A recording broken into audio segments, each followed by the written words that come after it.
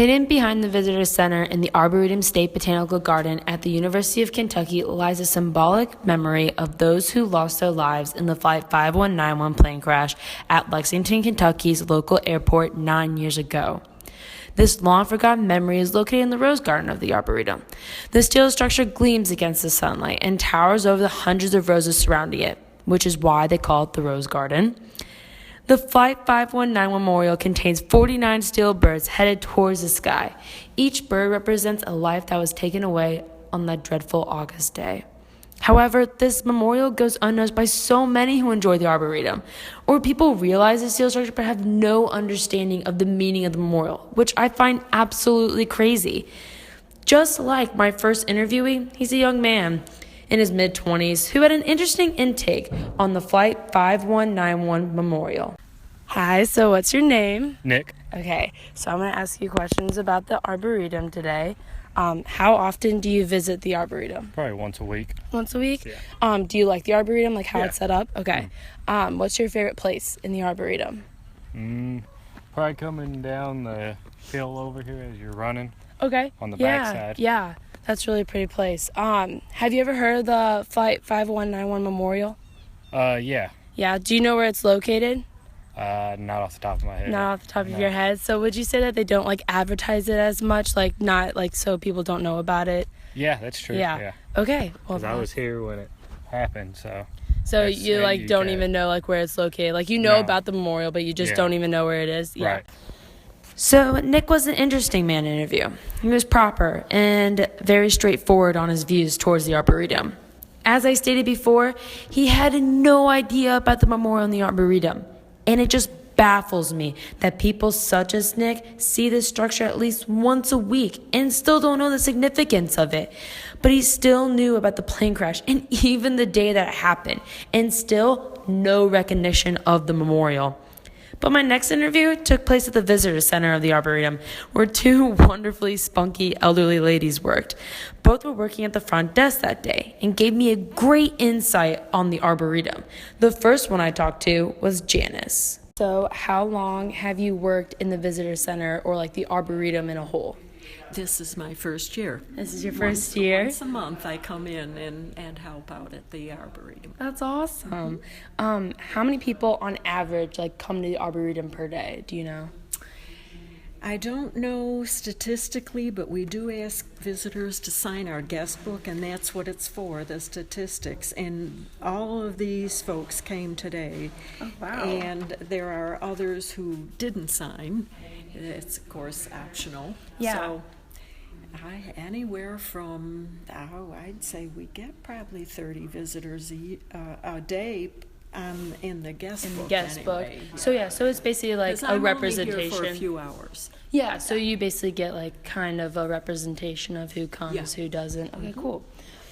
So out of those people that come and visit, how many do you think come to visit the Flight 5191 Memorial? Oh, there isn't any way for me to actually know that. Any way I to do know that? give them maps quite often. Mm-hmm. It's a 2-mile trek all around. There are various walks Mm-hmm. they can take.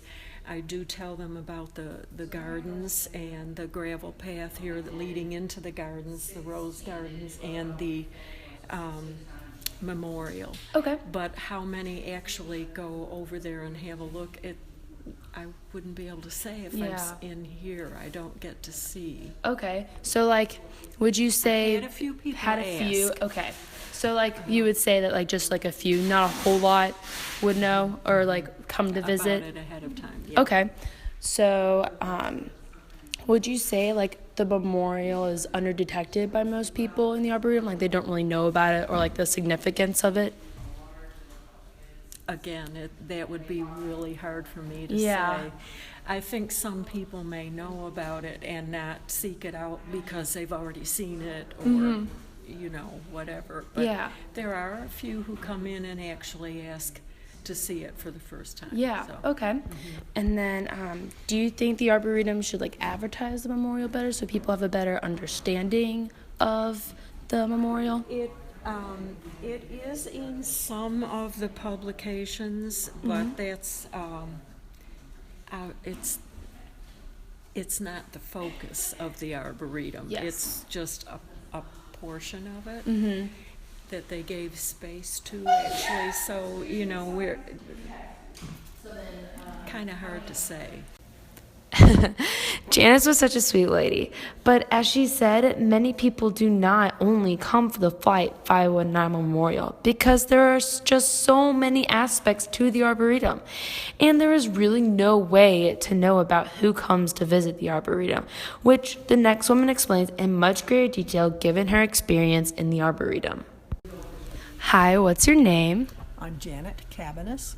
All right, so I'm going to ask you questions about the Arboretum today. And so how long have you worked in the Visitor Center or Arboretum as a whole? I think it's 2.5 years. 2.5 years? How many people on average would you say come to the Arboretum per day? A lot. We don't have good statistics on that, mainly because the Arboretum itself gets tons of people on the running track who may never ever come into the visitor center. Yeah. We have people who walk in from the neighborhood off of Belafonte. Yep. And of course we can't track them. We really don't know who's out there. Yeah. Plus our hours are 8:30 to about 5. And the park itself, the Arboretum itself, is open from dawn to dusk. Oh, so okay. there's a lot of people that are here when we aren't here. Yeah, okay. So out of those people that come and visit, how many people do you think come to visit the Flight 5191 Memorial? That's an interesting question. Well, around the anniversary of it, we probably saw in here about 10 groups of people. Okay. Other than that, I would say maybe 2 a week. 2 a week? Okay. That we know of. Of course, a lot of people know where it is and they don't have to ask us where it is. Okay. So how many people come to get more information of the memorial or the plane crash itself, if you have any, in the Arboretum or Visitor Center?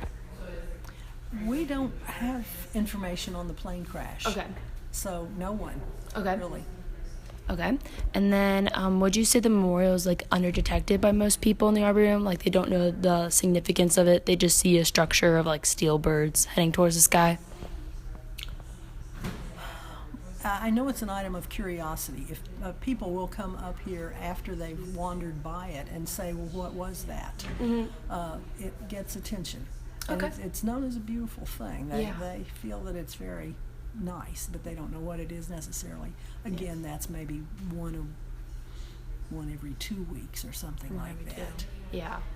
Okay. And then do you think the Arboretum should advertise the memorial better or like should have something that like tells us about it in the Rose Garden or should it just be left the way it is? I really have no opinion on that at all.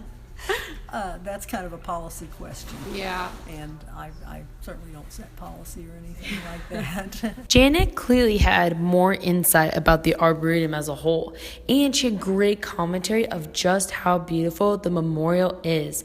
Honestly, it is sad to say that so many people do not know about this creative memorial built for the locals to have such a place of remembrance and grief. What I have learned about these unique individuals that I interviewed is that a memorial such as Flight 5191 should be recognizable to the hundreds of people who visit the Arboretum each and every day. The memorial in whole matters not to just the people affected by this travesty, but should matter to the ones who look at the still life structure every day.